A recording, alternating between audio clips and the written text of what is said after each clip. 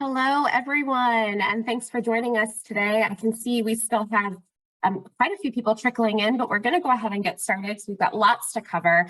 I'm Jamie Ramacati. I'm the head of content for student events at THE Student, and I am really excited to be joined today by Caroline Fisher with Duolingo English Test.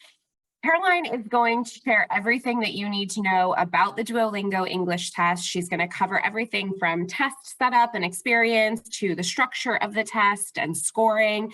You'll also be learning more about the rules and requirements for taking the fully online test at home and some top test taking tips. Caroline works on the test taker experience team at Duolingo English Test. She has a background in both education and marketing, and uses her experience to create educational content to help students test their best.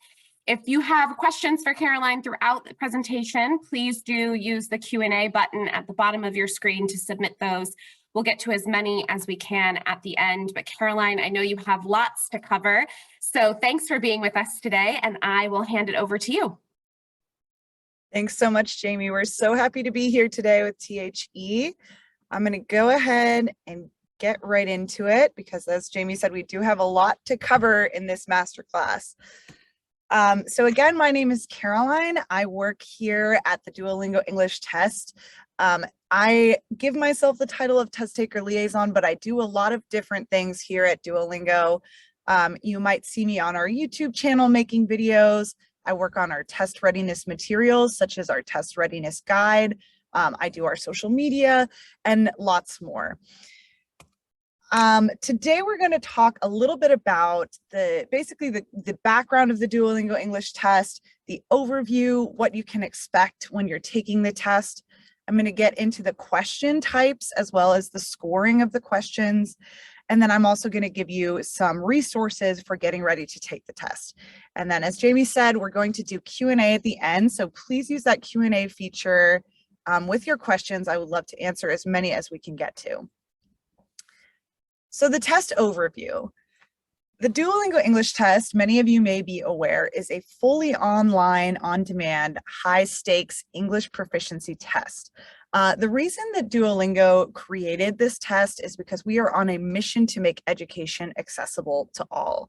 We believe that testing should be a bridge, not a barrier to your university journey. And we launched the DET over 5 years ago now, actually 6 years ago. Here's a couple of reasons why you might want to take this test, or this might be the test for you. First of all, it's convenient. There is no travel required to take the Duolingo English Test. You can take it from the comfort of your home, or even from a classroom, from a neighbor's home. Just make sure you have that quiet and private environment, but you can really take this test anywhere in the world. And you can also take it anytime. It's available 24 hours a day, 7 days a week, 365 days a year. The test is fast. So this is a student favorite. You can finish the test in 1 hour and you will get your results in 2 days.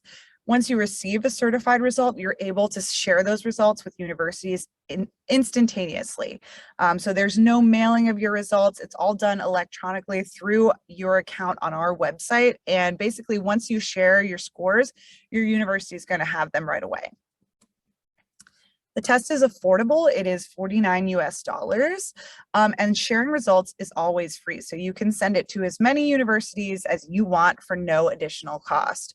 Another great thing that we have going on right now for the Duolingo English Test is that you can buy 2 tests at a 20% discount. So if you think you might want to take the test multiple times, and if you have budget for that in your university journey, you can actually purchase the test twice at a discount. The test is accurate. We have a team of assessment researchers here who have created the test based off of the latest research in assessment science as well as artificial intelligence. And finally, it is trusted by thousands of top universities around the world, including in the US, UK, Canada, and Australia.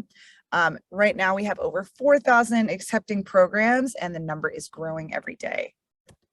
If you want to know if your university program accepts the Duolingo English Test as proof of English proficiency, you should go to this page on our website, englishtest.duolingo.com/institutions. And you can search by country, you can search by program type, you can search by name of the university. And we also always recommend checking your university programs admissions requirements page just to make sure of that they are accepting the test and what the score requirements are. Okay, now we will get into some of the more practical information about the test. The test flow is basically what I call the test pattern or the test experience. Here's a quick timeline. Again, the test is 1 hour. Take it whenever you are ready from your computer and really make sure you have that 1 hour of free time and that it's going to be completely private and quiet in your environment. 2 days for certification. So this is a 48-hour turnaround where we have our proctoring process, which I'll talk a little bit more about later. And then you can share anytime you want. Your results will be valid for up to 2 years. And during those 2 years, you can send results instantaneously at any time. Here's what you can expect when you're actually taking the test within that 1 hour. There is a 5-minute setup where you're going to read about the rules and requirements of the test. When you do this, make sure you're really reading those screens because you want to make sure you are following those rules and requirements throughout the test. You're also going to test your equipment during this time. So make sure your camera, your microphone, your speakers are working. Then you're going to get into the adaptive test, and I'll explain a little bit more about what an adaptive test means, but this is an adaptive section that's going to test all your language skills. And then at the end, there is a writing and a speaking sample. These are longer open response questions where you're going to respond to prompts in writing and speech. A computer adaptive test means that the test responds to your performance. Basically, what this means is that if you answer a question correctly, your next question is going to be a little more difficult. And if you answer a question incorrectly or partially incorrectly, your next question is going to be a little more easy.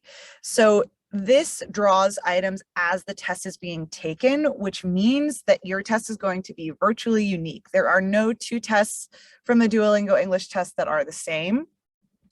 And the adaptive nature of the test, being able to respond to your performance in real time, is what makes it able for us to make the test only 1 hour long, because it allows us to reach certainty of your English proficiency faster.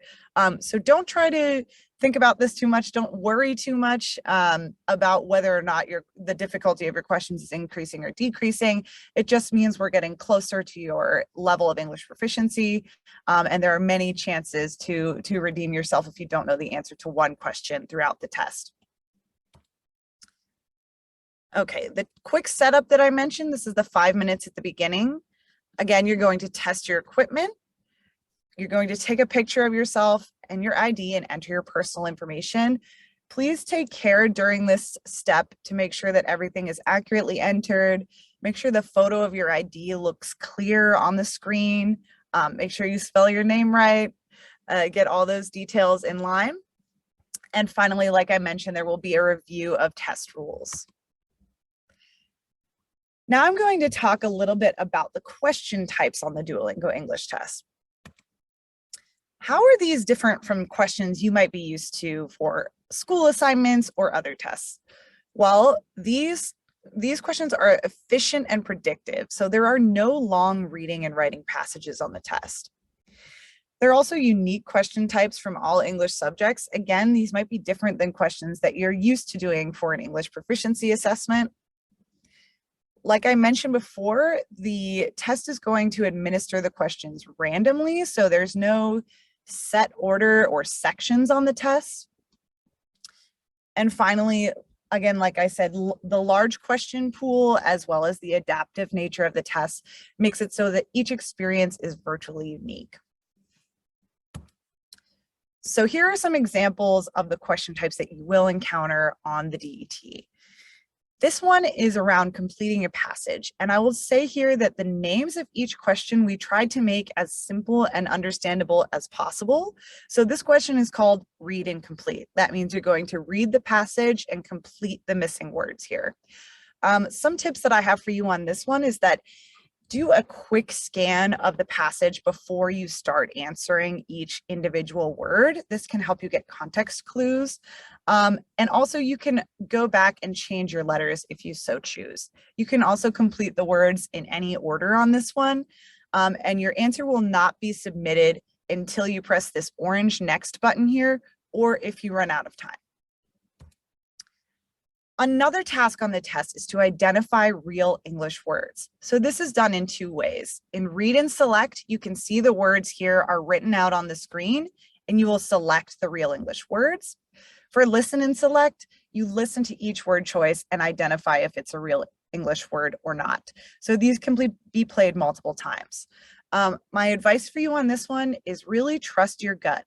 Don't make guesses if you don't feel sure that it's a real English word, because some of them are very cleverly designed ruses that are not English words. So only choose the words that you know to be real, and trust your intuition on this. Typing and speaking statements. So in Listen and Type, you're going to type the statement that you hear. So there's this orange speaker icon on the side. You will listen to the statement. You can replay it up to 2 times, and then you type out what you've heard. In Read Aloud, you're going to see a phrase or sentence written out here on the screen, and you're going to record yourself saying that sentence. Interactive reading passages. So this is kind of a unique question set on the test, in that for most question types, you have a time limit for each individual question. In interactive reading, you have a time limit for 6 questions in a row, and you can use the time however you want during that section. These are reading passages that are going to reveal more of the passage as you move through the question. You're going to do tasks like selecting the idea that is expressed in the passage, answering questions by highlighting parts of the passage, filling in missing words and filling in missing sentences, and titling the passage. And you will not be able to navigate back and forth between those questions. So make sure you take your time on each one before you submit that response and keep moving through the passage.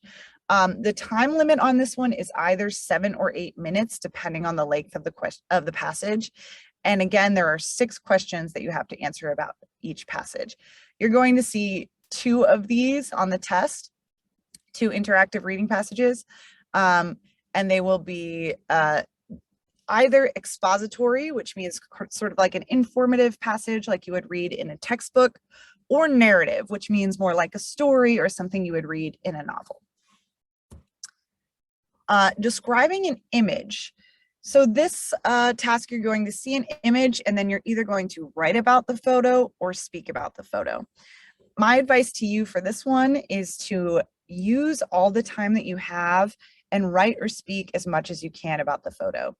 I also would not recommend hypothesizing a scenario about what is happening in the photo. I would say keep to a descriptive voice here. For all of the writing and speech open response questions, make sure that you are showing off your very, very best English. So what this means is make sure you're using as many different words as you can, use complex grammar structures, use correct punctuation, write as best as you can or speak as best as you can in these tasks. Another thing I like to say, especially for speaking, is that if you stumble or mess up, just keep going. Here are some other longer open response questions that you'll see. One is called Read, then Write. So in this one, you'll read or prompt, and then write your response. Again, same thing goes here. Use all of your time. Even leave yourself a couple seconds at the end to look back and check your work. There is also a Read then Speak prompt. So you'll see a written prompt on the screen and you will speak your response. And then there's also a Listen then Speak question where you will listen to a prompt. Again, you'll be able to replay that, and then you will speak your response to it. Finally, we have the writing and speaking samples on the test. These are the longest writing and speaking tasks that you will do. And you will try to speak as in-depth as possible or write as in-depth as possible in response to these prompts. The one other unique thing about these two questions is that they are shared with universities. So when you send your results to a university, they will be able to read your writing sample and watch a video of your speaking sample. One thing to note is that the speaking sample is unscored, but universities often use this as a way to get to know you better and to really see your English proficiency. So make sure you really try your best on that, even though it's not going to go into your overall score. Again, I mentioned some of these throughout, but these are some of my favorite tips to share with test takers.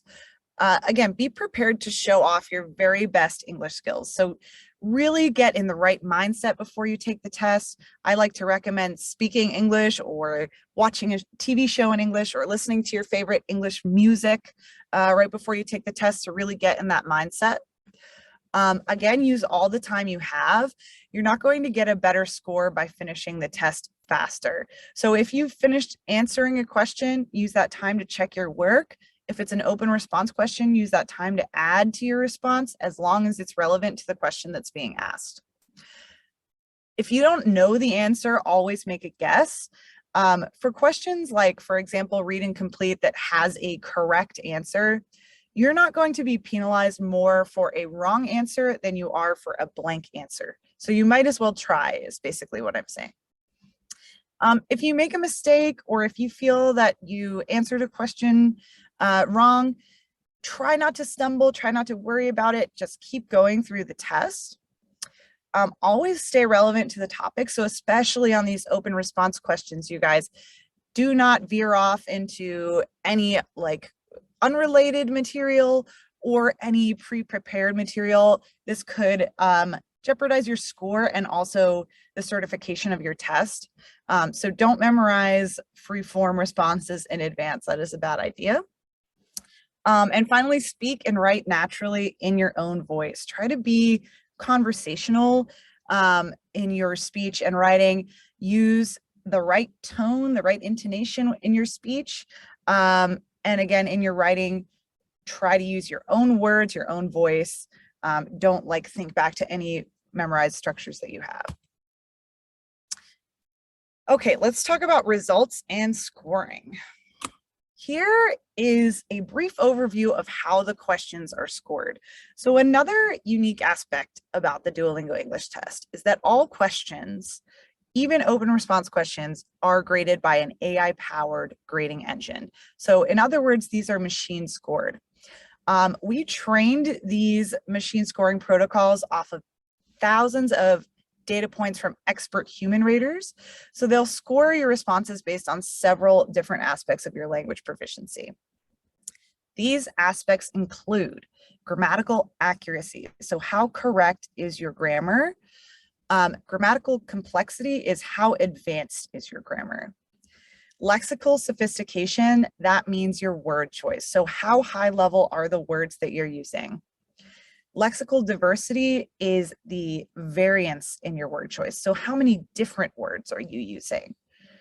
Task relevance, like I've mentioned, is are you answering the question that's being asked? Are you describing the photo that you're seeing? Or are you kind of veering off into something else? So again, one of my top tips is really stay on task with those questions. Fluency refers to how much you can speak or write in any given time. And acoustic features, this is for speaking questions only. This refers to things like your pronunciation, your tone, the way that you speak. And I should mention here that American and British accents are accepted for English speech and also for the spelling on writing questions. The test scale is reported from 10 to 160 in 5-point increments.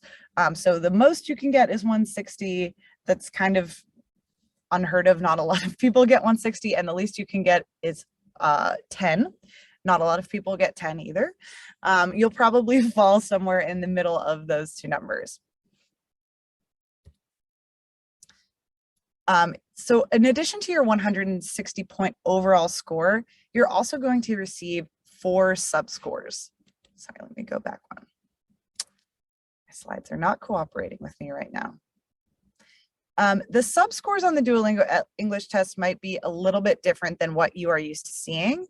These sub-scores measure 2 skills at one time. The reason why we have them that way is because this is more faithful to how language is used in real life. Wow, they're really jumping around. Sorry, everybody. Let me just get it too. So literacy measures your ability to read and write. Comprehension measures your ability to read and listen.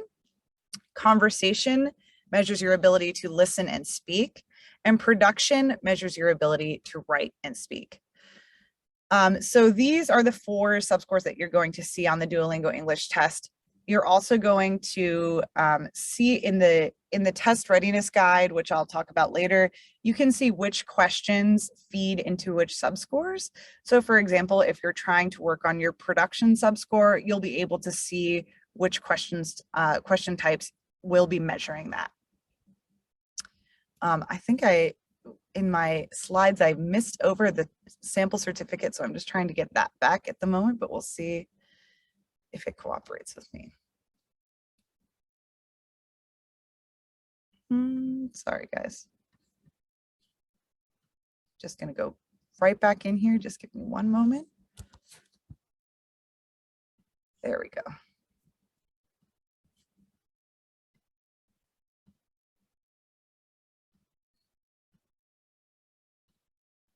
Okay, back into it. So this is what your certificate will look like. These certificates are electronic certificates. So the most valid version of your certificate is available within your Duolingo English test account on our website. Do not send PDFs of your results to universities. We'll talk a little bit about how to share your scores later, but this can be done on our website very easily. You simply click a few buttons and share instantaneously. And the things that this certificate are going to display is your overall score, a description of what that overall score means, your sub-scores, which I just mentioned, and the send results button. It's also going to show the score range of your score, which is basically how wide the range is, but the actual score will be these numbers to the left. Okay, we talked about sub-scores. Moving on. We'll talk a little bit now about security and proctoring.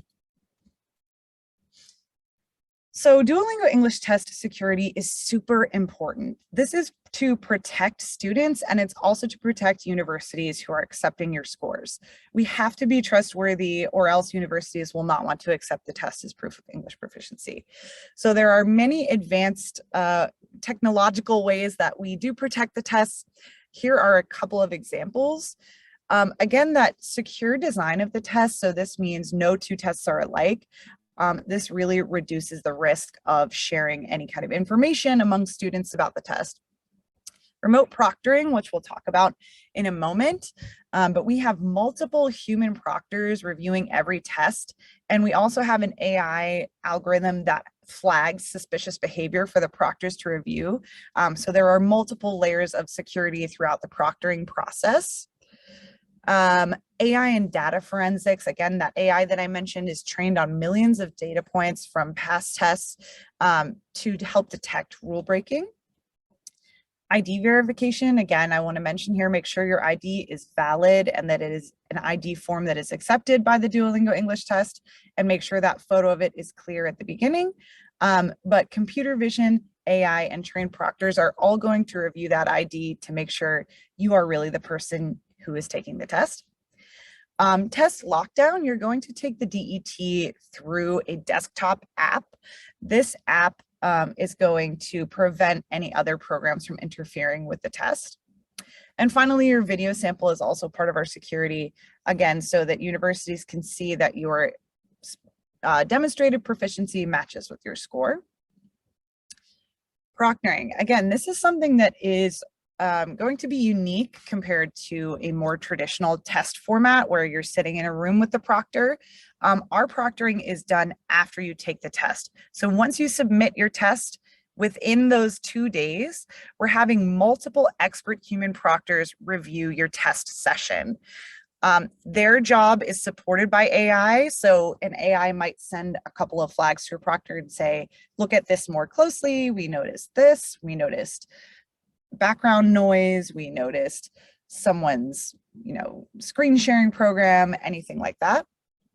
And again, there are multiple rounds of review on each test. So multiple people are looking at your test. Asynchronous, that just means it's not being done at the same time. And this actually helps keep our security more elevated than if one proctor is in the room with you, they can only observe you while you're in the room, versus we can watch your recording as many times as we need to make a decision. Again, it's remote proctoring, so our proctors are all over the world in many time zones, which enables us to proctor 24/7. And finally, it's rather than one proctor for many students, it is one proctor for one student at a time during the review process. Okay, this is really important. These are rules and requirements of the Duolingo English test. I highly recommend that you become super familiar with these and that you listen closely now if you're planning to take the test soon. So again, use your own valid identification on the test. Make sure that you are alone in a quiet, well-lit room. So make sure we can see you on camera. Make sure there's no one else there. Make sure you communicate to your friends, family, whoever lives with you, or wherever you're taking the test, that you really need to be alone and you need to be uninterrupted. Your ears must be visible and uncovered. You cannot use headphones on the Duolingo English test. We do have an exception for religious head coverings. Make sure your camera and microphone are enabled and working, and make sure your face is visible in the screen, just like mine is right now. No outside materials are allowed. So I like to recommend that you put your cell phone, your smartwatch, your tablet in another room. Just don't even have them near you. Do not take notes or use physical resources like textbooks during the test.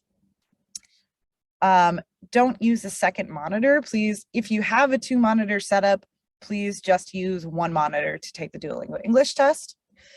Keep your eyes focused on the screen. This one is one that I receive a lot of comments about from students. And you can look down to type occasionally, or you can glance away occasionally, but really try to keep your eyes right on the screen or on the camera, whatever is more comfortable for you. You'll need to probably look directly at the screen for any reading or writing questions. For speaking questions, I almost like to act like it's a TV interview where I'm just looking at the camera and giving my response. Do not use any predictive text. So no Grammarly, you guys. This one is huge. Grammarly has an FAQ on their website about how to disable their program. If you have a similar program, there are many types of predictive text programs. Make sure you look up how to disable that, because that will result in an uncertified test. The reason for that is we're testing your English proficiency, not Grammarly's English proficiency. So we really need you to disable those. And we are very adept at detecting all sorts of predictive text input. And do not navigate away from the test app on your screen for any reason. So don't quit out of the test app, don't minimize it. Just make sure you're focusing directly there for 1 hour. Okay, finally, we will get to some readiness resources. So here at the Duolingo English test, we do not like to use the term test prep, because the best way to improve your score on the Duolingo English test is to improve your English proficiency. We designed this test so that you wouldn't have to study long hours of test structure or test questions, that you wouldn't have to memorize vocabulary. This test is really designed to measure your true English proficiency and not your ability to take a test. That said, I know that people want to know what to expect. You've already done a great job by coming here today and listening to this presentation, but here are a couple other places where you can find info. Most popular by far is the free practice test, which is available to anyone who makes an account on our website. This is a 15-minute long, so a short version of the real test. And you're going to see every question type on the practice test, and you're also going to get an estimated score. I would say just keep in mind that that is a estimated score, not a legitimate score. We don't invest the same scoring and proctoring resources into our practice tests as we do for the certified test, but it might give you an idea of what to expect. The test taker guide, I mentioned this earlier. This is your go-to spot for all information that you would ever need about the Duolingo English test. It's available completely for free on our website. We believe that you shouldn't have to pay for resources like this.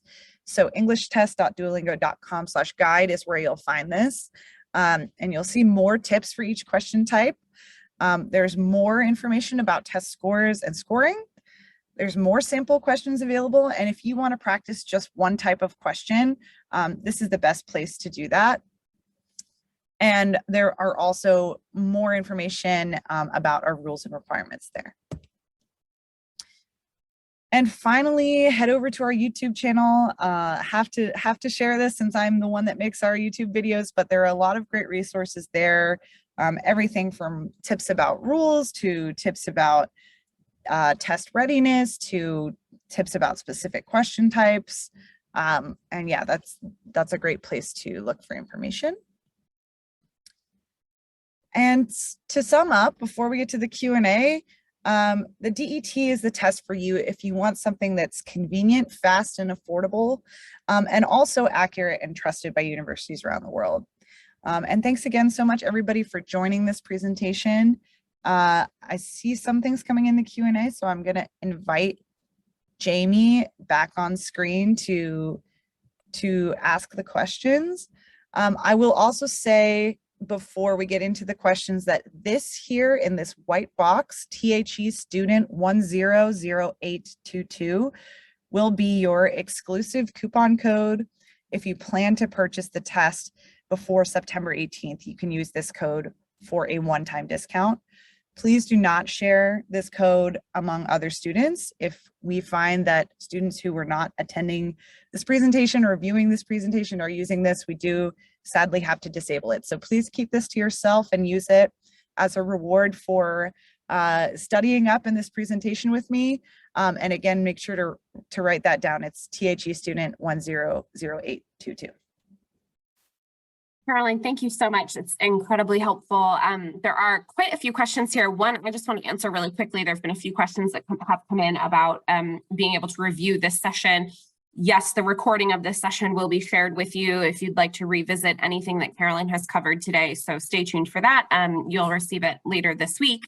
But let's jump into some of these questions. There's a few questions in here, Caroline, about internet issues and things like that. And of course, we know that things can happen. Your internet can cut out, your electricity can cut out. There can be those types of issues. And of course, we hope that that doesn't happen during the hour that you're taking the test, but it can happen. So what happens in the event of that type of issue, and how can students be reassured that they'll be given an opportunity to take the test?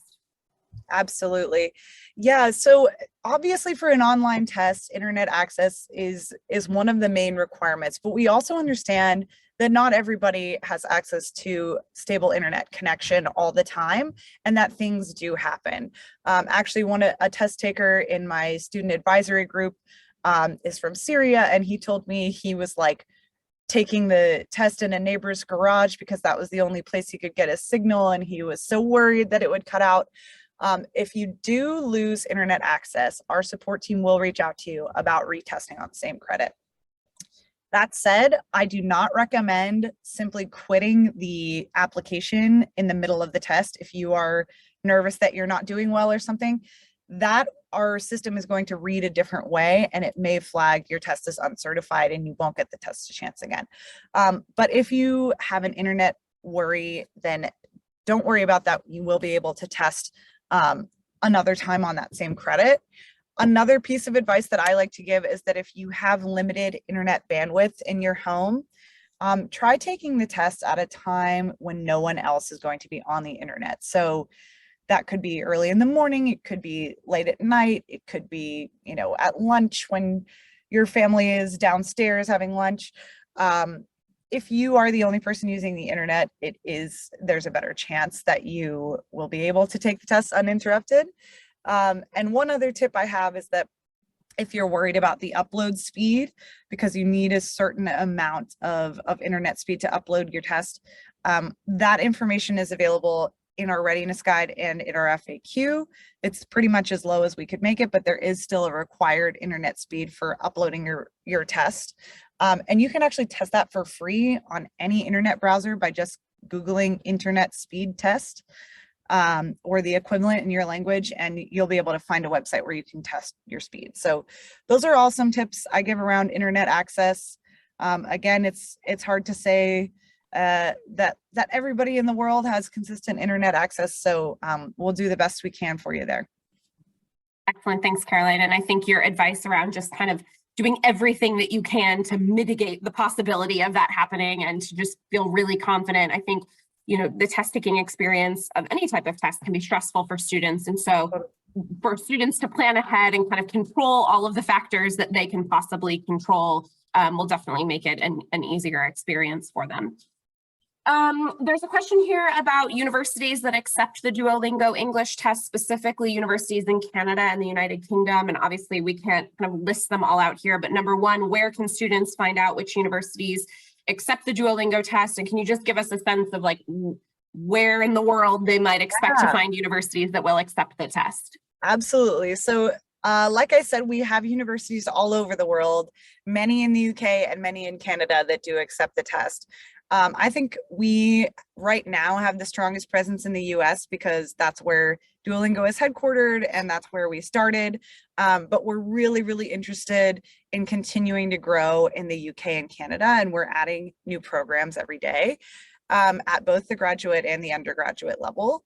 So go to that institutions page on our website and honestly just type in Canada or type in United Kingdom and you'll get a full list of programs that are available there. And we are actively working in both of those countries. We actually just hired another university engagement partner in the UK. So yeah, there are some, and we're trying to grow every day. Excellent. We do have, I think, a couple of representatives here from universities, actually. And of course, today's session is specifically for students who are planning to take the test. But Caroline, do you know where university representatives can go to get more information about the test and about what they'll receive on the university side? Because I just want to make sure we address those questions, at least where they can find more information. Absolutely. There is, and I honestly am not going to be able to remember it off the top of my head, but there is a general email address that you should be able to find on our website to reach out to our university engagement team. They are wonderful. We have two folks in the UK who are former British Council members. And I'm not going to give their names because I don't want them to get spammed by any test takers who might be on the call, but they would be more than happy to chat with you at any time. And I highly recommend reaching out there. I'm so sorry that I can't remember that. I think no, that's fine. I just wanted to make sure that we acknowledge that there were a few questions in here from what seems like university representatives. And I just want to make sure that, you know, they're aware that although today's session was totally student focused, there's a whole team at Duolingo ready to assist university representatives and provide more information about the test. And we're happy to have you here. Excellent. A couple more questions from students. Caroline, you mentioned when taking the test that it's really important that students kind of focus on the screen or on the camera on their computer. Can you just talk a little bit more about that? Because there's a lot of questions about, like, are we supposed to be looking at the screen when we're speaking? What about when we need to be typing? So could you just reiterate sort of the recommendation around that element of taking the test? Yes, absolutely. And I think this is one of the questions that I get most from test takers in my YouTube comments, when I speak to them, when I do a webinar. This rule can be hard for some people because not everybody likes to make direct eye contact with anything all the time. I will say that, again, this test is proctored by humans. It's proctored by multiple humans, and we understand that some people do need to look down to type, and that some people do occasionally go like this and look off in thought. For security reasons, I cannot tell you like the exact number of times or amount of times, but I will say that it is like a significant amount of looking away from the screen. So I will say when you take the test, try very hard during a speaking question, for example. Keep your eyes totally on the screen. This can help you focus as well. During a writing question, you can look down to type, but I would, if this does not come naturally to you, I would practice like periodically looking up and checking your work as you're writing, so that you're, again, looking down at the keyboard, making eye contact, looking down, making eye contact. And another thing I like to recommend for students, if this is something that you are worried about or something that doesn't come naturally to you, try taking the practice test and try not focusing so much on the questions, but just that one skill of keeping your eyes on the screen or on the camera as much as you possibly can. And again, I understand the frustration here, but this is a very high stakes assessment. So we have to know that you're not looking at something in the background that is helping you with your English proficiency. And the only way for us to do that is to evaluate your eye contact basically with the test and with the camera. So good luck, you guys. I think that we're not disqualifying people for looking down to type or occasionally looking off screen. It's lengthier glances and more frequent glances. Great. Thank you so much, Caroline. We are just about out of time, but one other question that has come up in a few different iterations here is just about the number of times a student can take a test. So if they register and take the test once, then their scores are not what they expected them to be, or they'd like to hopefully have a chance to raise those scores. How many times can they register and take the test? Is there a time period in which they can only take the test a certain number of times? If you could just give us a little insight on that. Yes. So the current policy of the Duolingo English test is that you can purchase up to 3 tests in a 30-day period. So from the day of purchase of your first test for the next 30 days, you can buy 2 more tests. I know that's a little bit confusing, but those are purchased credits. The number of times you take the test may vary if your test is not certified on the first try. So if you buy the test and your test is not certified for a reason like my internet went out, or my ID wasn't clear, or there was background noise, but it wasn't necessarily somebody helping you with the test, but we need you to take the test again. That does not count toward that 3 test limit. That is on your first credit. So you can purchase the test up to 3 times in a 30-day period. After those 30 days, it's going to reset. So if you wanted to purchase a 4th test, I hope that you don't have to. You theoretically could.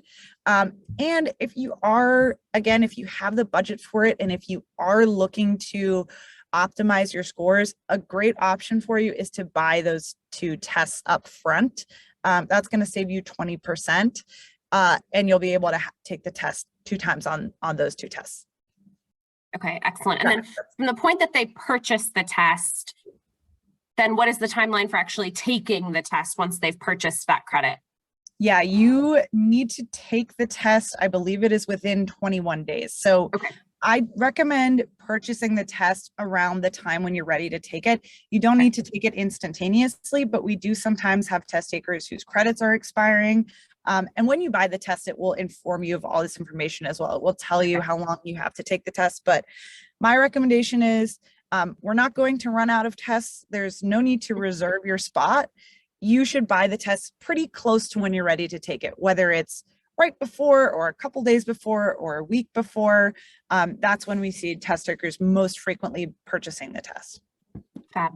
Caroline, thank you so much. We are just about out of time. I want to reiterate here that the discount code that you see on the screen, which is THE student 100822, is for students who registered and attended today's session. It's exclusively for attendees of the THE student webinar. So thanks for joining us today, and please do jot down that code.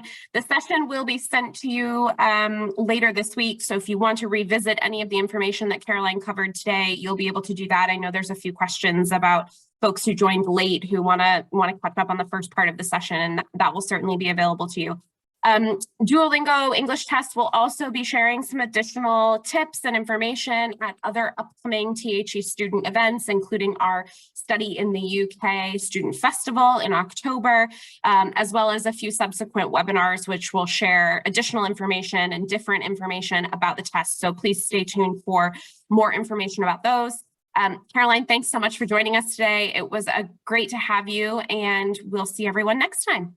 Thanks, Jamie. And thank you, students. Good luck on the test. You can do it. I believe in you. Bye, everybody. Thank you. Bye-bye.